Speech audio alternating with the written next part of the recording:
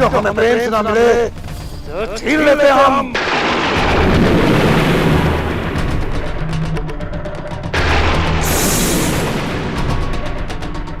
जाते जाते हमारी भी बात सुनती जा। तेरा कोई भी श्राप हमें छू नहीं सकता। भगवान शिव की विशेष कृपा है हम पर।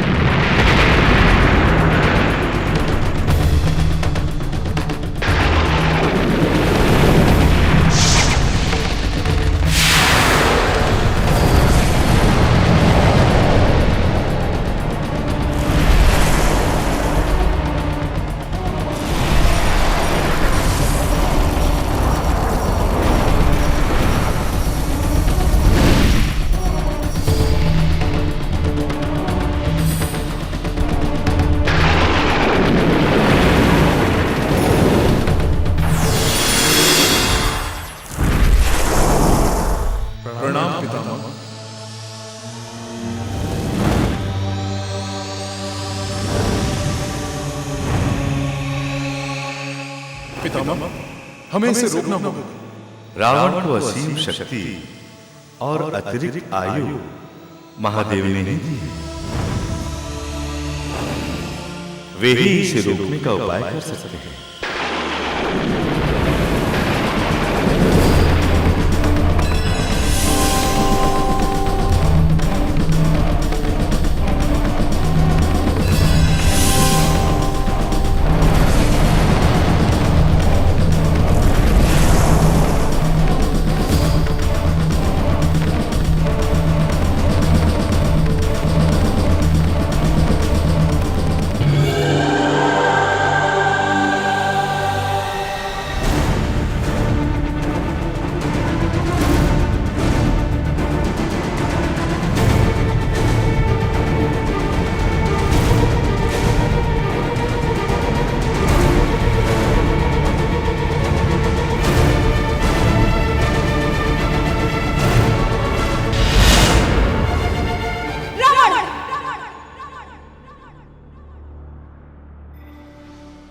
देवी शांत हो जाइए, शांति धारण कीजिए देवी। स्वामी, रावण अत्याचार और व्यभिचार की समस्त सीमाएं लांघ चुका है।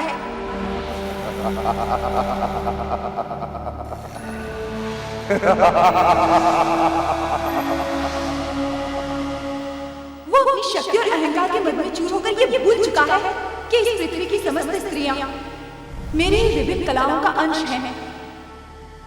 स्त्री का अपमान मेरा अपमान है। आपका क्रोध उचित है देवी, किंतु देवेश्वर शिव के द्वारा दी गई शक्तियों का दुष्परिणाम है।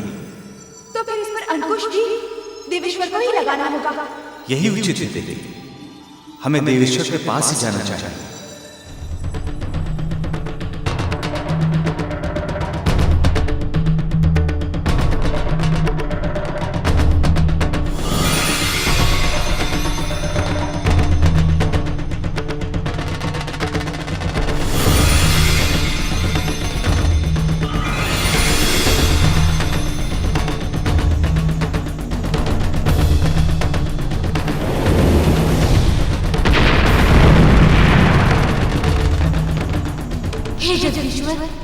अब आप ही इन्हें रोकिए।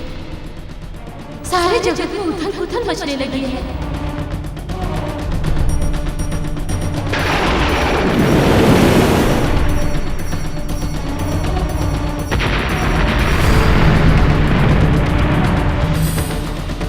हे देवेश्वर, अपना क्रोध शांत कीजिए प्रभु। हे महादेव, अभी प्रलय का समय नहीं आया है। तांडव के प्रलयंकारी होने से पहले शांत हो महेश्वर, शांत हो।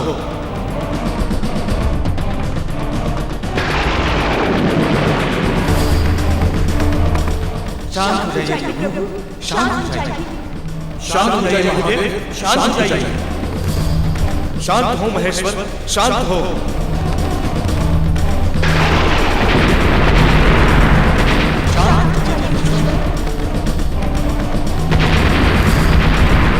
शांत हो जाइए महादेव, शांत हो जाइए महेश्वर।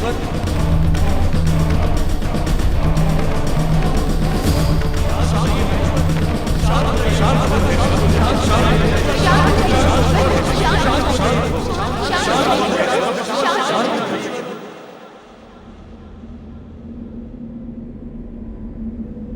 प्रणाम महादेव।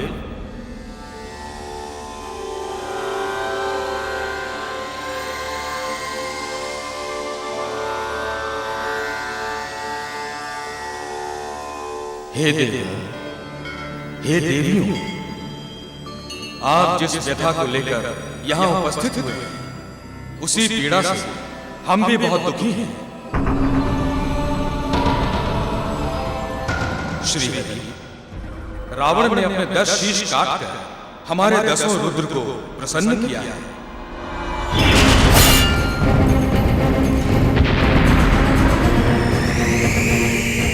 इसीलिए मैं 11वें रुद्र का अवतार लेकर उसकी सारी शक्तियों को एक एक करके नष्ट कर दूंगा।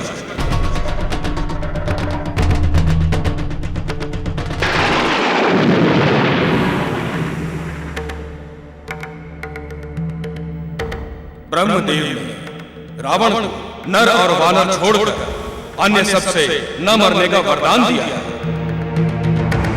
इसीलिए हमें नर और वानर की योनि में ही जन्म लेना होगा।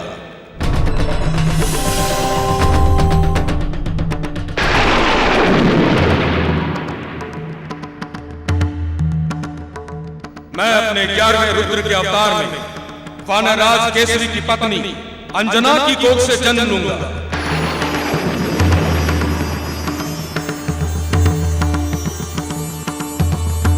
सब मुझे मारुति, हनुमान और बजरंग बली के नाम से जानेंगे।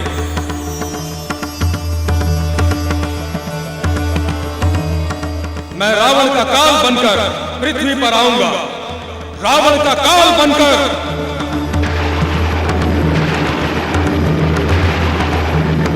यदि ऐसा है तो मैं अयोध्या नरेश दशरथ के पुत्र राम के रूप में जन्म लूंगा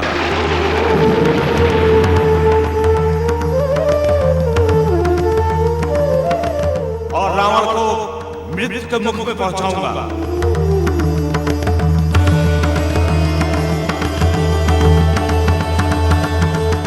मैं मिथिला के नरेश जनक की पुत्री सीता के रूप में जन्म लेकर रावण की मृत्यु का कारण बनूंगी और वेदवती के श्राप को सत्य सिद्ध करूंगी।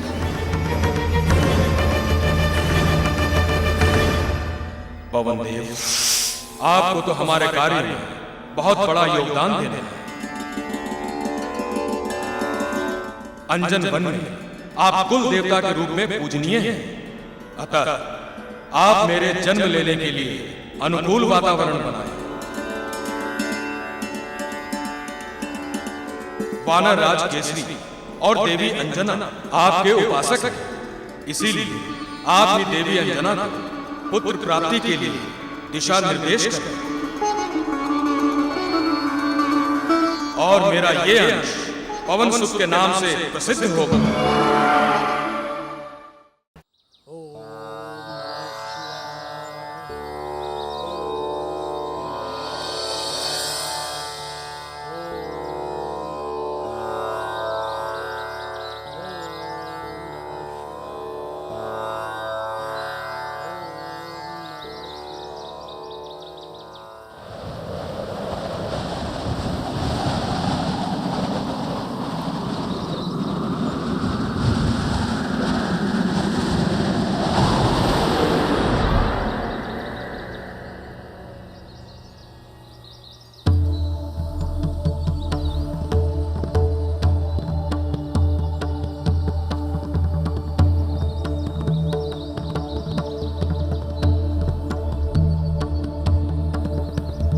ऋषि मतंग को मेरा प्रणाम।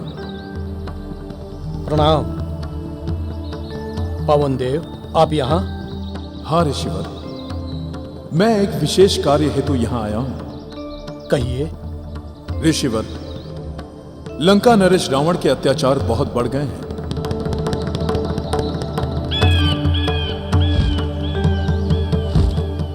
उसे मारने के लिए देवताओं ने एक योजना बनाई है।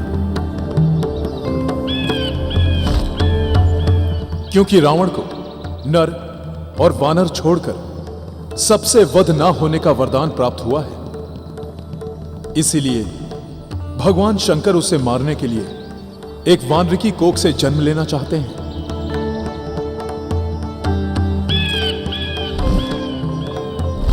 ऋषिवर, कुछ समय पश्चात वानर राज केसरी अपनी पत्नी अंजना के साथ पुत्र प्राप्ति की कामना लेकर आपके पास आएंगे। आपसे ये प्रार्थना है कि आप उन्हें शिव मंत्र देकर उन पर उपकार करें।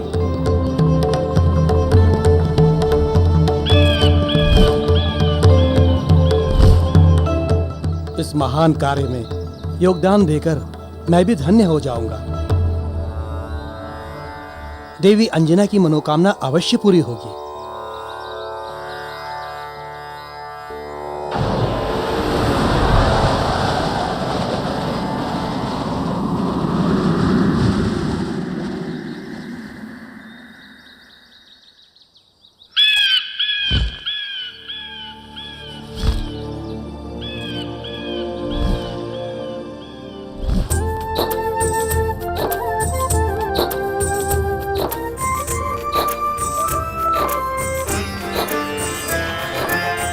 तपती धूप धूल भरी आंधी, नंगे पांव अंजना जाती।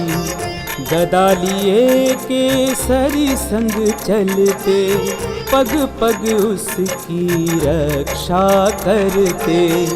जंगल की कठिन राहों पर अंजना चलती ही जाती है। पैरों में कांटे चुभते पर ममता में दर्द भूल जाती है। ममता में दर्द भूल जाती है।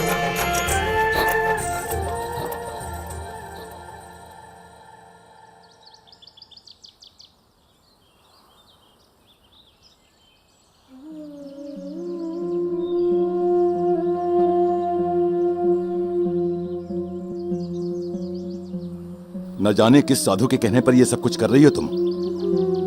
पुत्र प्राप्ति के लिए मैं कुछ भी करने के लिए तत्पर हूँ। मुझे उस साधु की बात पर पूरा विश्वास है।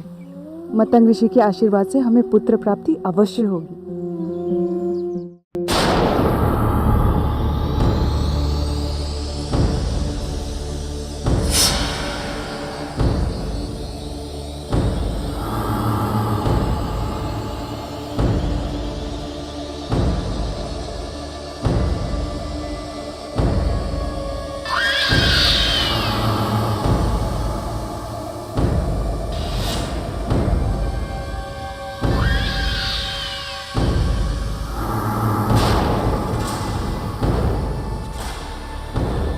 रक्तकुंड, रावण को बुलाओ।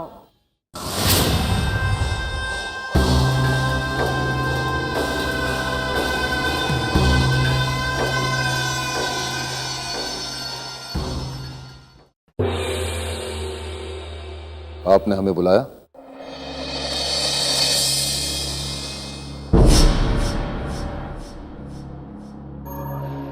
क्या बात है मां? आपके मुखमंडल पे चिंता की रेखाएं? हाँ दशानन, जब से तुम ये रक्त कुंभ लंका में लेकर आए हो, तब से चारों ओर अपशकुनी फैलता जा रहा है।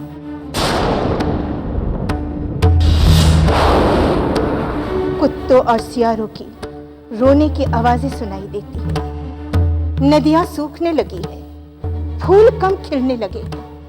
यह आपका भ्रम है मां। यह मौसम के परिवर्तन से भी तो हो सकता है। परंतु तुम इस रक्त कुंभ को यहाँ से हटवा क्यों नहीं देते?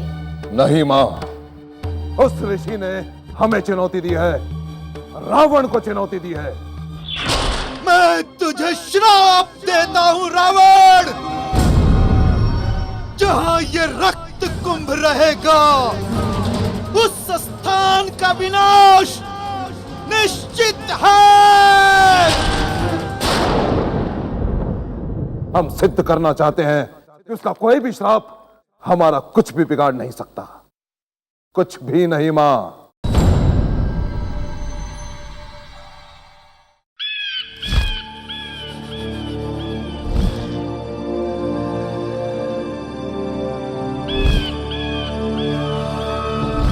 हमारे कोषागार में पक्षी?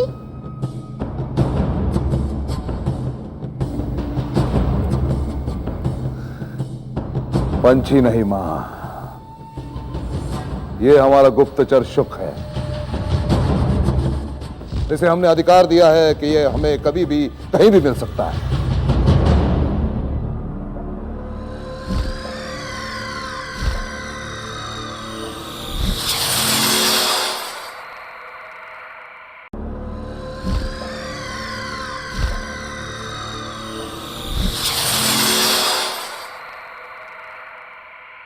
महाबली की जय।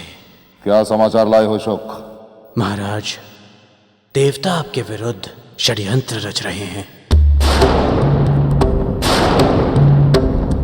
जिसके अनुसार वानर राज केसरी और अंजना का पुत्र आपके लिए काल समान सिद्ध होगा। जिसके अनुसार वानर राज केसरी और अंजना का पुत्र आपके लिए काल समान सिद्ध होगा। परंतु केसरी को तो कोई पुत्र है ही नहीं। मैं होने वाले पुत्र की बात कर रहा हूं राजमाता।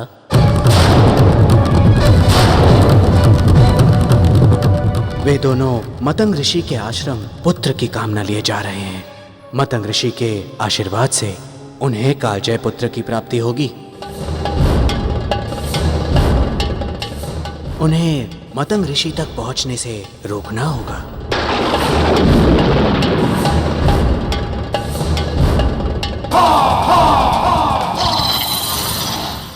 वे मतंग ऋषि तक पहुंच नहीं पाएंगे, कदापि नहीं। शुक, तुम महारानी मंडोदरी के भाई मायावी को वहां भेजो और उससे कहो कि वो अंजना और केसरी को रास्ते में ही समाप्त कर दे समाप्त। जो आज्ञा महाबली।